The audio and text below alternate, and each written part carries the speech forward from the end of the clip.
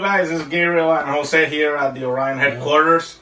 Today we're going to teach you or show you like a little tutorial of how to use the AD1 to really show you the true power of the amplifiers and not to be misled by other brands or what they show you on other videos. So what we're going to train you today is how to set the amplifier with the real power. Alright guys, first what we're gonna do is set our gain in the amplifier. We already set the gain on the head unit, which is an 80 PRS from Pioneer. So what we have now is gonna set the gain over here using the AD1. Yes, we will put the dyno on DD1 mode, that is the oscope of the amplifier. Okay? We will go to track 14 and we will calibrate. We come to here, you can see that phase is in 0, low pass is calibrated, bass boost is in 0, and so now we will show you the amplifier gain only, clean of all the signal. You can observe the distortion here. As you see, detect the 40 Hertz.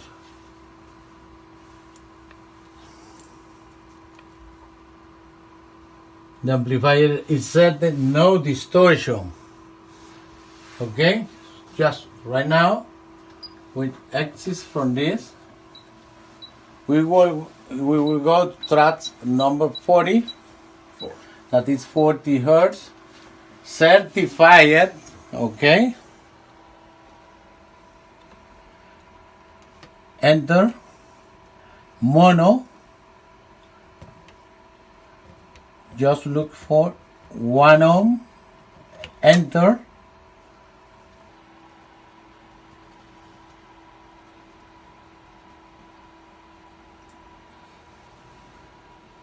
$2,860 watts. As you can see, the amplifier is so clean. Room below on the 1 ohm, it's very stable. Just Gabriel will explain you this right now. Alright, as Jose already told you guys, what we measure here is true power RMS. This is, remember, it's a 2500 amplifier. 1 ohm, less than 1% of distortion. So what you have there is over 2800 of clean power. No distortion whatsoever, so you will not notice at all, and this will give you more life to your woofers. Alright guys, we're going to show you first why are the difference between certified, uncertified, and dynamic power. We have those options in the AD1, as you can see. Usually our amplifiers in the series of XTR and HECA, we test them with the certified mode. Why is this? Because this mode will show you the true power under 1% of TDH. Or below.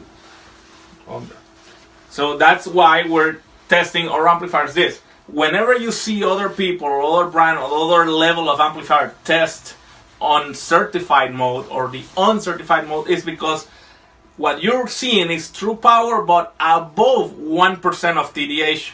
So that's, you never know if it's 2, 4, 6 or 8% of distortion. So that's why we focus our test on the 1% of distortion or below.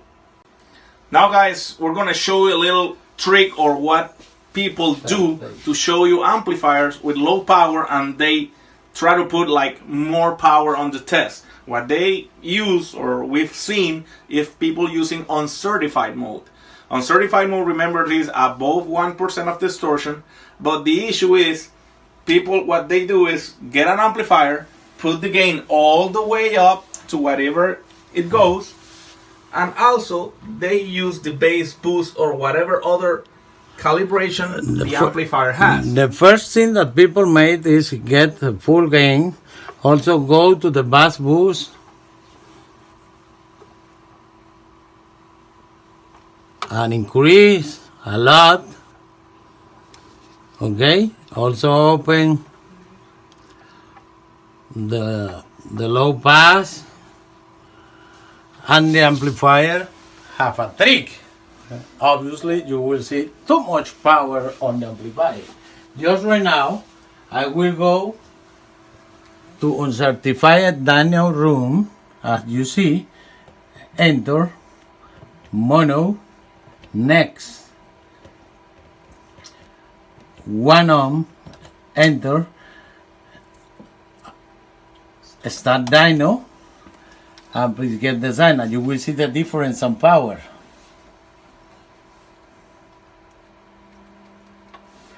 Yes, as you see 4,174 watts. This is false. This is not true. This is, obviously you get RMS, but you get RMS of not clean, but distort power. So remember, this cannot give you a clean power. This can shorten the life of your woofers because they're not moving linearity. So all of this you gotta take into consideration when buying an amplifier, depending on what you're gonna do with your system. As explained you before, the most healthy reason on amplifiers keep a distortion below 1 ohm. Also, as you can see the power of the amplifier, I want to show you at certain volts. This means that the amplifier had a very strong power supply.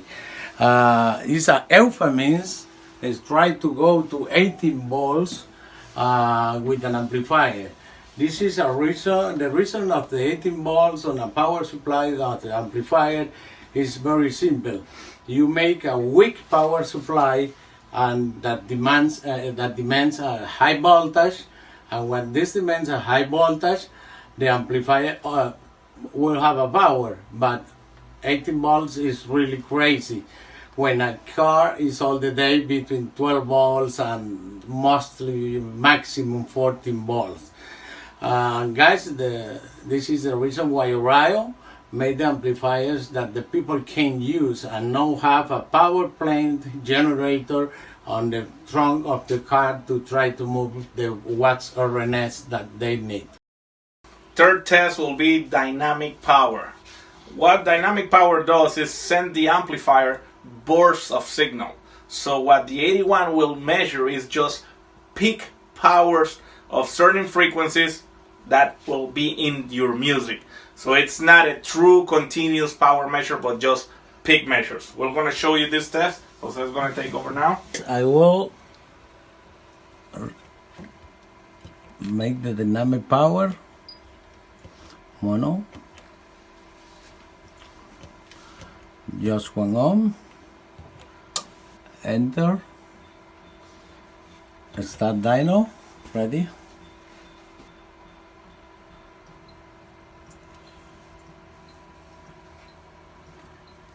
As you see, it's unbelievable power. It's blinking the light. Okay, 6,500 watts, but we cannot guarantee to one consumer that this is a clean power. I want to make a reference that well made to Gabriel and explain that the only way to test one amplifier on AD1 is the certified power. Another tests are unreal. Explain, Gabriel. Remember this dynamic power, those burst or peak power measures are full of distortion. So you're not getting any kind of clean power there. So what we always recommend is to focus on the certified modes. Note also uncertified mode. Uncertified mode is also with high distortion. Okay? All of our XTR and ACCA amplifiers are warranty 1 THD or below. Right? See the model of the amplifier tester?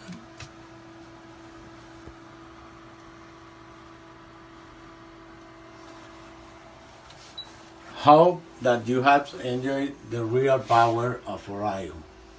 See you next time, guys. Next time.